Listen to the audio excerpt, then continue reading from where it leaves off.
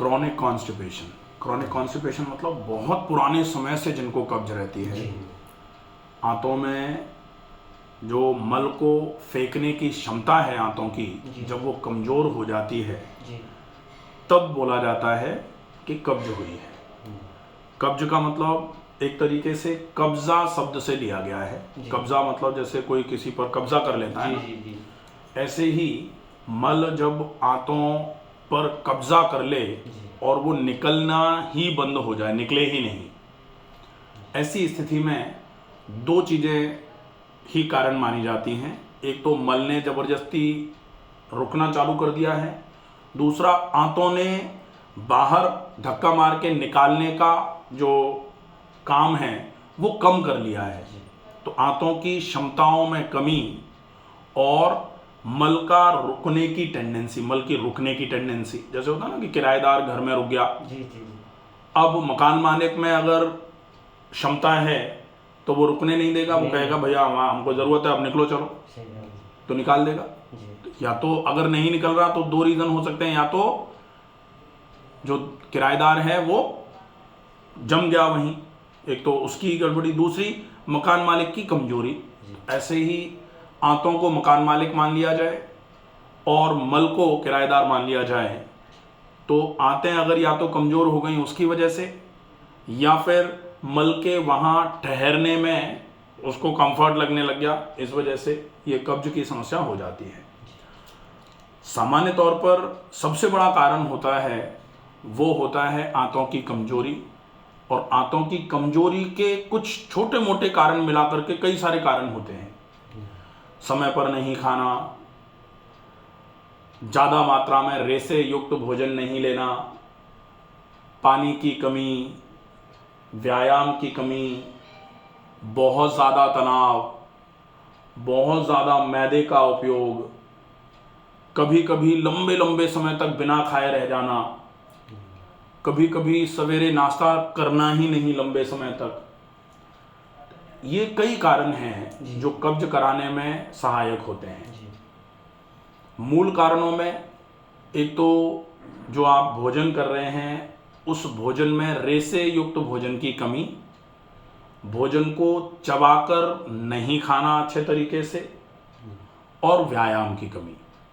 अगर इन कारणों को अच्छे तरीके से ध्यान में रख करके ठीक कर लिया जाए तो निश्चित ही कब्ज की कितनी भी पुरानी समस्या होगी वो ठीक हो जाएगी। लेकिन अब ये देखना है कि अगर कब्ज को पूरे तरीके से ठीक करना है तो ये समझना आवश्यक है कि कब्ज का इलाज आंतों में भरे हुए मल को निकालना नहीं है।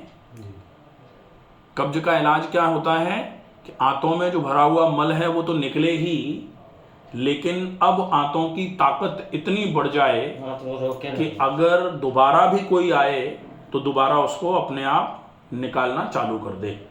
तो आंतों की मल को बाहर फेंकने की क्षमता जब बढ़ जाएगी तब फिर माना जाएगा कि कब्ज पूरे तरीके से ठीक हुई है।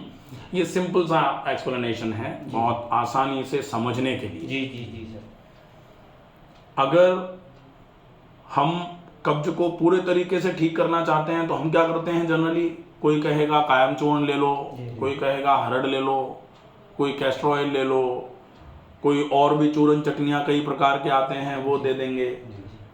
वो असिस्टेंस के लिए ठीक है, लेकिन अगर अपन चाहें कि टहनियों को छांटने से पेड़ खत्म कर लेंगे, ये सोच अगर हमारा है, तो टहनियों को छांटने से पेड़ खत्म नहीं होता, थोड़ा समय के बाद और घना हो जाता है और हरा भरा हो जाता है। ये अपन सब जानते हैं, छटिंग करते हैं ना, चटनी करते हैं, टहनियाँ काट देते हैं, थोड़े समय के बाद देखते हैं और बढ़िया बढ़िया अच्छी टहनियाँ निकली हैं, खूब पत्ते निकले हैं, खूब सारे पत्तियाँ निकली हैं, तो घना होता जाता है पेड़। ऐसे ही रोग की टहनियों को जितना छांटोगे रोग की जड़ उतनी मजबूत हो जाएगी। और रोग की जड़ को ख़त्म करना है, अगर रोग को ख़त्म करना है तो रोग की जड़ को ख़त्म कर दो, रोग की जड़ को ख़त्म करना है तो रोग की जड़ को पहचानना ज़रूरी है। नहीं तो हम पता लगे कहीं और ही कुल्हाड़ी चलाए जा रहे हैं और पेड़ की जड़ जो है वो एज इट इज़ पड़ी हुई है और हम सोच रहे हैं जड़ तो काट दी, पेड़ तो कट ही नहीं रहा। तो जड़ समझना भी ज़रूरी है। तो इस कब्ज की मूल जड़ जो होती है वो सेडेंट्री लाइफस्टाइल है। सेडेंट्री लाइफस्टाइल मतलब जो व्यायाम जितना करना चाहिए उतना नहीं हो पा रहा है। सर वैसे हम तो काश्तकार आदमी है, व्यायाम वैसे ही बहुत हो जाता है। काम ज़्यादा होता है, तो काम तो ज़्यादा हो रहा है, लेकिन अब दूसरा कारण जो होता है वो है कि जो भोजन आप कर रहे हो वो भोजन आंतों में चिपक जा रहा है। चिपक जा रहा है, पहले का पड़ा हुआ है, फिर अपन ने जो किया वो भी चिपक जा रहा है, वो पूरे तरीके से निकल नहीं पा रहा। अब जो हम काम कर रहे हैं, जो श्रम कर रहे हैं, जिसको परिश्रम या श्रम कहा जाता है, उससे आंतों में इतनी ताकत नहीं आ पा रही अभी कि वो चिपके हुए जमे हुए मल को निकाल दे। तो एक बार थोड़ा सा असिस्टेंस दे करके मल को पूरा निकाल दिया जाए, उसके बाद अच्छा खाना खाया जाए और उसके बाद उस अच्छे खाने को पूरे शरीर में फैलाते हुए आंतों तक भी पहुंचाया जाए, ताकि अच्छे खाने के पोषक तत्व आंतों तक पहुंचें, जिससे आंतों की ताकत बढ़े, और आंतों की ताकत बढ़े तो आंतें अपने आप ही मल को निकालने में सक्षम हो जाएं। अब इसको करने में 3 फेजेज ही आए, 3 ही चीज़ें आई। एक तो पहले जो जमा है उसको निकाल दो, उसको निकालने के लिए चूरन, चटनी, पाउडर और कुछ जो भी लेना पड़े लिया जाए। दूसरे नंबर पर जब वो निकल जाए, आंतें एक बार धुल के साफ हो जाएं, तो साफ आंतों पर अच्छा भोजन पहुंचाया जाए। तो एक तो शुद्धि, दूसरा आहार, आहार मतलब आहार पे भी फोकस करना पड़ेगा आपको, और तीसरा फिर है व्यायाम।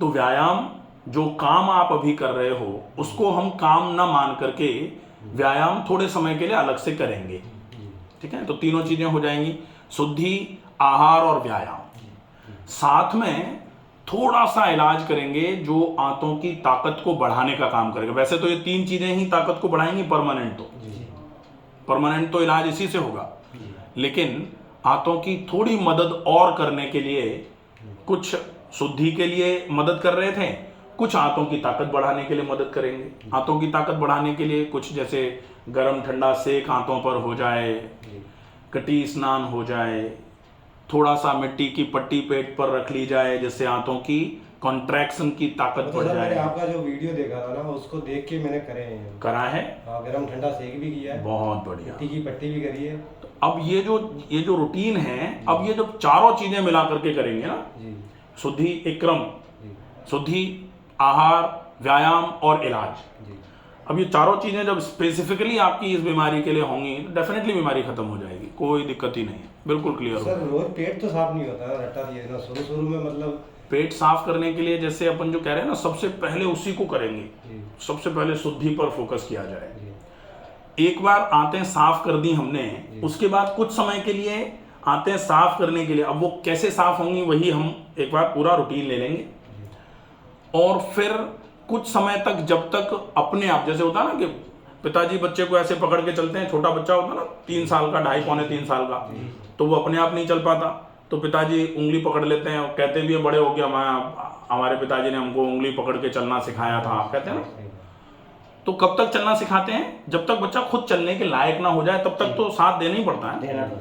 तो ऐसे ही जब तक आंतें आपकी खुद मल को बाहर निकालने के लायक नहीं हो जा रही हैं, तब तक आपको सपोर्ट की आवश्यकता है, तो तब तक सपोर्ट लिया जाए। अपन क्या करते हैं कि आज चटनी खा ली, चूरन खा लिया और कल पेट साफ हो गया, अब उसके बाद 3-4 दिन तक खाया ही नहीं, तो 3-4 दिन के बाद फिर से वो गड़बड़ हो गई, फिर से चूरन खा लिया, फिर पेट साफ हो गया। ऐसे ऐसे करके धीरे धीरे करके आप लंबे समय तक जब यही करते रहते हो तो आंतों को उस चूरन की आदत हो जाती है।